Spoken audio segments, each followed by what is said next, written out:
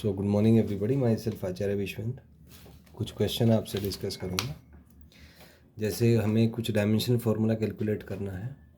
सबसे पहले स्ट्रेस, तो स्ट्रेस का डायमेंशन फार्मूला होता है m1l-1 t-2। Next is strain, तो स्ट्रेन डायमेंशनलेस होता है तो इसका डायमेंशन फार्मूला m0l0t0 आपका आ जाएगा। Next is modulus of elasticity, तो इसका डायमेंशन सेम होगा एज दैट ऑफ स्ट्रेस, तो ये आ जाएगा m1l-1 t-2। Next is Young's modulus, it also has the same dimension as that of modulus of elasticity, तो ये आपका m1l-1 t-2 आ जाएगा। Next is modulus of rigidity, तो इसका भी सेम ही होता है। Bulk modulus same m1l-1 t-2। तो इन सब में से के जो डायमेंशंस हैं स्ट्रेन को छोड़ के बाकी सबके सेम होते हैं। Next is dimension of shear modulus, तो ये भी आपका m1l-1 t-2 आ जाएगा। नेक्स्ट इज एनर्जी डेंसिटी, इसका डायमेंशन भी सेम होता है m1l-1 t-2। Next is elastic potential energy, तो पोटेंशियल एनर्जी कोई भी हो उसका डायमेंशन होता है ml2 t-2, तो ये आपका आ जाएगा। नेक्स्ट आपको ऐसा यूनिट्स लिखने हैं।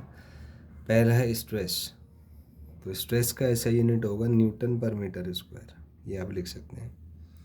नेक्स्ट इज स्ट्रेन, तो स्ट्रेन यूनिटलेस होता है। Next is modulus of elasticity, तो इसका ऐसा यूनिट न्यूटन पर मीटर स्क्वायर हो जाएगा। नेक्स्ट इज यंग्स मॉडुलस, इसका भी सेम होगा न्यूटन पर metre square.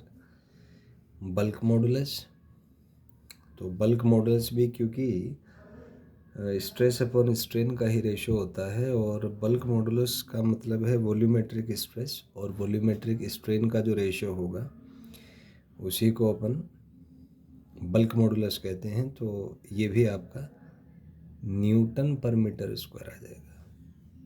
Next is modulus of rigidity, तो मॉड्यूलस ऑफ रिजिडिटी जो है शेयर स्ट्रेस और शेयर स्ट्रेन का रेशो होता है।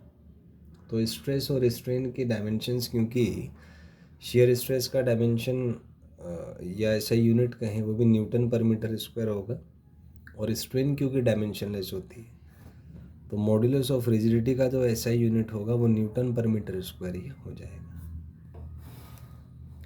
नेक्स्ट इज हाइड्रोलिक स्ट्रेस, तो स्ट्रेस किसी भी टाइप की हो, यूनिट डायमेंशन सेम ही होंगे हर टाइप के, तो हाइड्रोलिक स्ट्रेस का जो यूनिट है वो भी आपका न्यूटन पर मीटर स्क्वायर आ जाएगा।